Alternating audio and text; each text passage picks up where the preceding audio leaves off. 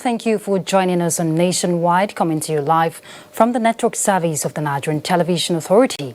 I am Ruth Aguela. Now let's begin with legislative matters. Senate has received executive communication from President Muhammadu Buhari requesting the confirmation of Justice Ibrahim Tanko as Chief Justice of Nigeria and 15 special advisors to the President. The legislators at Thursday's plenary also commended President Muhammadu Buhari for signing the African Continental Free Trade Agreement. Ignatius Onkwo tells us more on the trade agreement motion. Well, after a long wait, Nigeria has signed the African Continental Free Trade Agreement. President Muhammadu Buhari signed the agreement at the 12th Extraordinary Summit of the African Union. And then 1 week after this agreement, the Senate has commended the President and urged the federal government to ensure that Nigeria expands its production sector so as not to allow this agreement make Nigeria a dumping ground. Senator Jibrin Barau moved that motion, which was extensively debated on the floor of the Senate. He's here to tell us more on the essence of that motion. Thank you for joining us. Well, thank you very much. First of all, let me commend Mr. President, as I made mention in my motion, that government should continue to make sure we have all these infrastructures put in place so that the cost of production of goods produced in Nigeria will be competitive globally. It's only through that we can fully benefit from this agreement. Thank you very much. You're welcome. You're welcome. All right. Well, we still have Senator Buhari Abdul Fatai. He's here to tell us how do you feel about this motion and the signing of this agreement by the President? Beautiful, because which means Nigerians have come of age. If you look at the mover of the motion, when he said it in the body of the motion that the President initially refused, this now set up a technical committee to review the pros and the cons of the treaty, and eventually we found out that the advantage we are going to have is more than the disadvantage, which means Nigeria have come of age. Though there is a fear that Nigeria may become a dumping ground, but the issue has been taken care of. When you make your own product very competitive, it is better because it will generate more employment. All right, thank you very much. Thank you very much. I'm very grateful. All right. Okay. All right. Well, the Senate also resolved to invite the management of the Nigerian Communications Commission over the issue of inefficient service by telecommunication companies, especially in the cases of call drops and interruption of calls. This is what we have for you from the Red Chamber at the moment.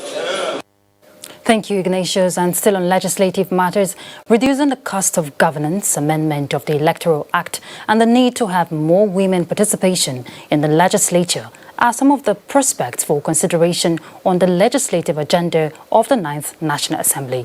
National Assembly correspondent Omotola Omojola reports that the committee stated this at a meeting with stakeholders on the legislative agenda setting. A legislative framework at the start of an assembly is said to be imperative for building an effective legislature that meets the yearnings of citizens in good governance. This informed the decision by the Senate Ad hoc Committee on Legislative Agenda to engage stakeholders to start the process.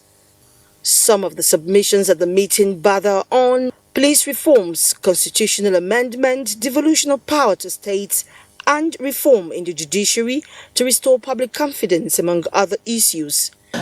Being able to capture a process of sharing information on the budget of the National Assembly so that this would be very clear and transparent to Nigerians. A lot of times Nigerians offer opinions on the funding of the National Assembly in ways that sometimes is not too well informed.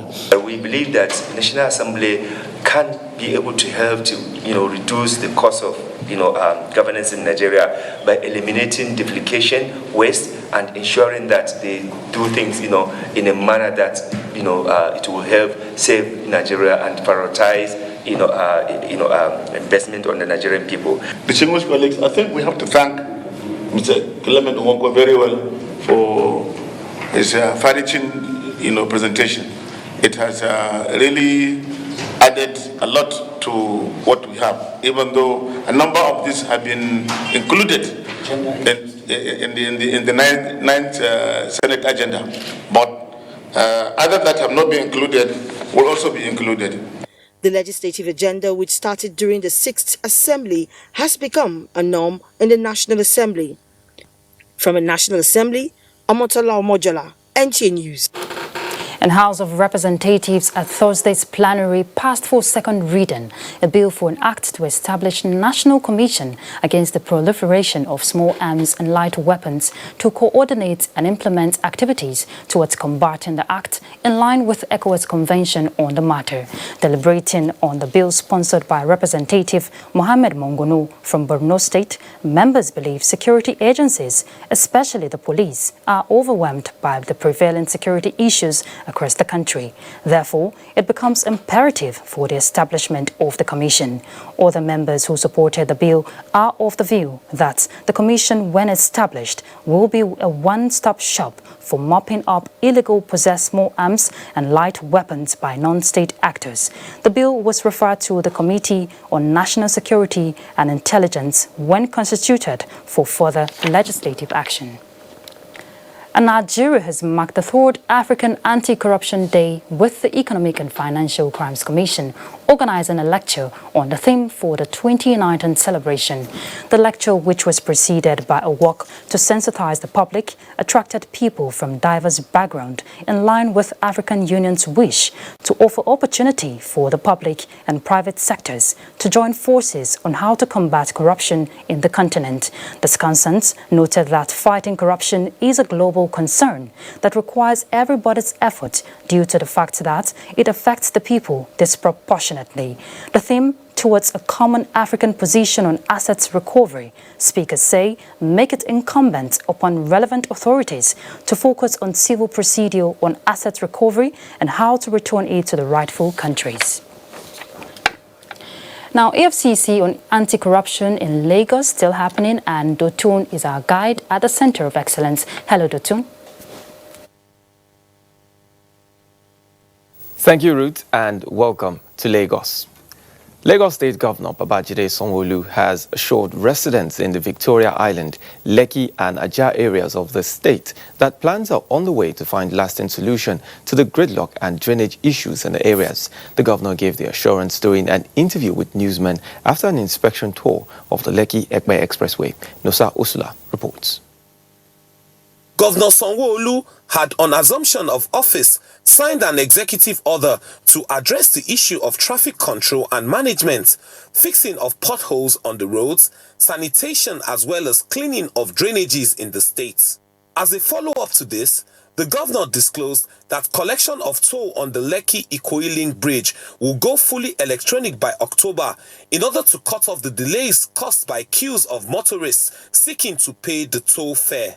He also assured residents that the drainage on the Abraham Adesanya end of the road, which had been causing flood in the area, would also be rehabilitated. At the Lekki Toll Plaza, one of the things we're going to do, which is some of the things we have mentioned, is that in the morning, they're going to see if they can increase the booths going into Victoria Island in the morning. So we've seen that at least almost immediately we can increase it by additional 2 booths. Governor Sanwo-Olu also met with some stakeholders in the Victoria Island-Lekki axis to propose solutions to the perennial gridlock on the Victoria Island-Lekki-Aja roads. The contractor handling circulation study of the area identified bad condition of inner streets and link roads and poor drainage systems as responsible for the congestion. In Lagos, Nosa Osula, NTA News. Lagos State Police Command says its intelligence-driven efforts at curbing the menace of cultism and gangsterism is yielding results as 100 cultists and gangsters have been arrested in the last 2 weeks. The police commissioner, Zubairu Muhazu, stated this while inaugurating a technology-driven interview room at the state CID Yaba, where various crime suspects were also paraded. Jesuton Moses reports. The State Police Command, in collaboration with its intelligence unit, had preempted a major cult celebration in the state with 100 cultists and gangsters arrested within the past 2 weeks.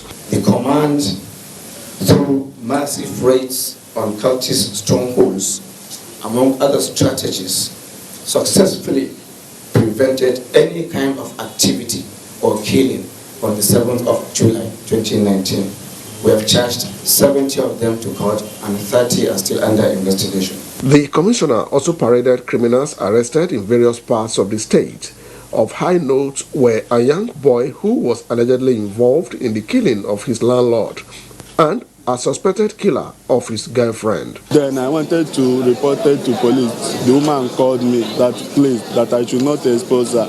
After being on drugs and went to my place and I wanted to have her, but she refused that I should give her money first.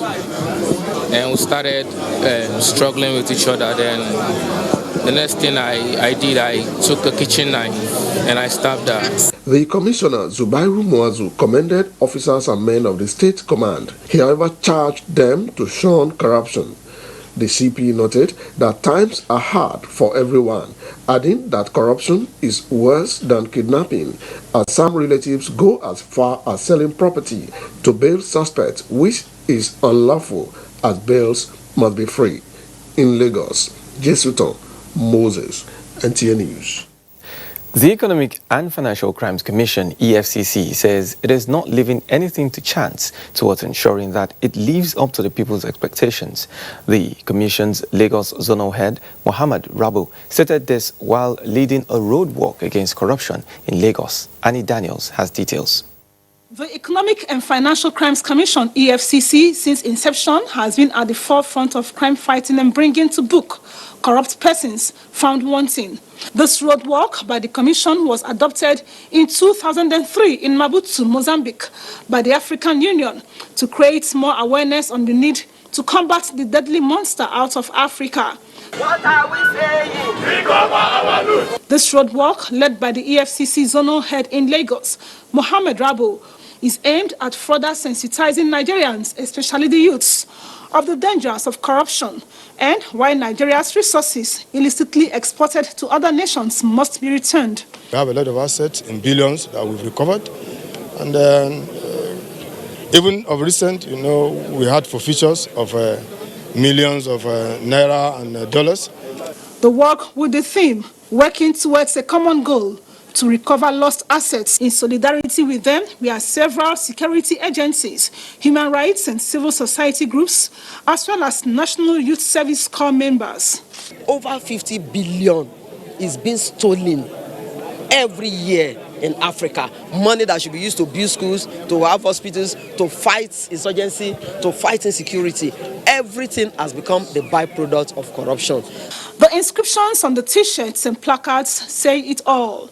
The time to end corruption is now.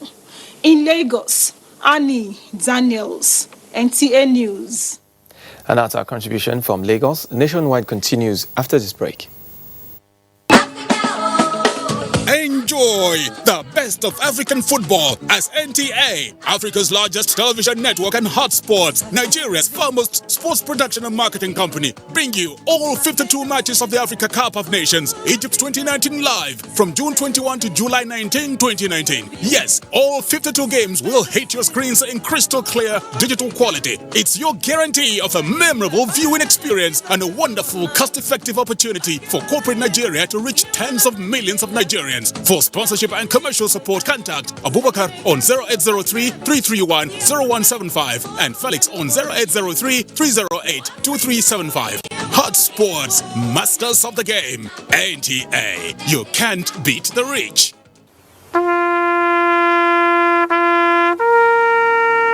They are there at the crack of dawn. They are there busy preparing while we rise for our day. They are there silently, guarding, waiting, listening, and watching. They are there ready in the sky above and the waters below, in the blistering heat of the day, in the dead of night, willing, indefatigable, determined in the defense of the sovereignty of our country. They are our first line of defense and our last. They who have paid the ultimate price in defending us. They are fathers and uncles. They are mothers and sisters and girlfriends and boyfriends. They are brothers and cousins and best friends and neighbors. They are classmates, colleagues, and citizens of this nation. They are our defenders and deserve our respect, our prayers, our thoughts. Nigeria, please support our armed forces. You can follow us on all our social media platforms. Facebook at NTA Network News, Instagram at NTA Network, Twitter at NTA News Now, YouTube at NTA News Online, or visit www.nta.ng. For live streaming, visit www.nta.ng/live. Now, you can stay updated on the go, be it on your TV, iPhone, laptop, or iPad, or download the NTA mobile application from your Play Store or App Store. NTA, you can beat the rich.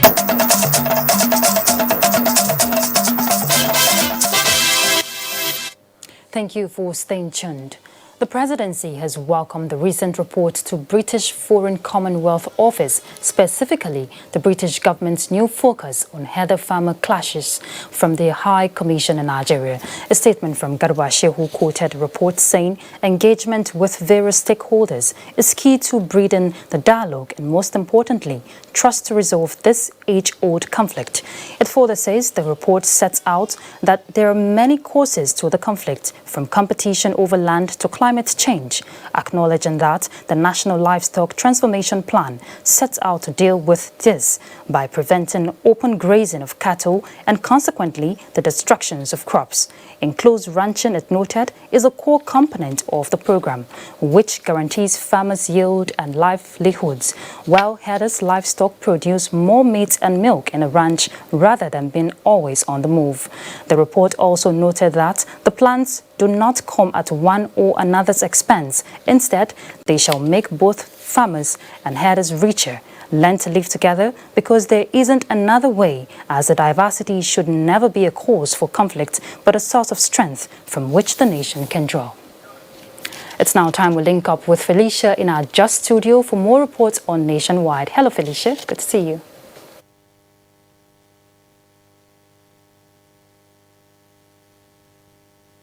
Ruth, welcome to Jos. Hearing on the Plateau State Governorship election petition continues in Jos with the State Governor, Simon Lalong, in attendance. Mary Domtur takes it from here. The Governor of Plateau State witnessed the tendering of over 38 documents and their certified true copies by the petitioner, Senator Jeremiah Timbuk Hussaini, and the People's Democratic Party, PDP, challenging his victory at the 2019 governorship polls. Documents tendered during the hearing by the petitioner's counsel, Mike Ozekeme, includes INEC duplicate copies of statements of results from EC8A and certified true copies of 9 polling units in 9 registration areas in Just East local government area. Others are certified true copies of voters register for 9 units and registration areas in Shendam local government area. Similar documents for 11 areas in Kwampang local government area and certified true copies of voters register for 3 units and registration areas in Mangu local government area were also tendered. However, the inability of the petitioners to present witnesses after tendering documents was frowned at by the tribunal with a warning that there will be no further adjournment on such grounds. The tribunal held that the petitioners can close their case if they have exhausted their listed witnesses. Earlier, the lead counsel to the petitioners, Mike Ozekeme, had hinted the tribunal before tendering the documents that the witnesses they were expecting were coming from far away Kwampang and Shandam local government areas. The tribunal adjourned to Thursday, 11 July 2019 for continuation of hearing. In Jos, Mary Domtur, NTA News. A survey by the European Union reveals that over 14 million Nigerians between the age of 14 to 65 abuse drugs. In view of this, drug control experts and a non-governmental organization, Drug Free Society of Nigeria, at a seminar in the University of Jos, called for the implementation of stringent drug control policies in the country. Comfort Bianteng reports. Drug abuse is a pattern of repeated use of illicit drugs that often interferes with the health, work, and social relationships of the user. Speakers at the event say drug abuse has become a serious public health problem that has affected the productivity and development of the country. Drug abuse and mental disorders, they often coexist. Mental diseases may precede addiction. In other cases, drug abuse may trigger or exacerbate a mental disorder, particularly in individuals who have vulnerabilities. A type of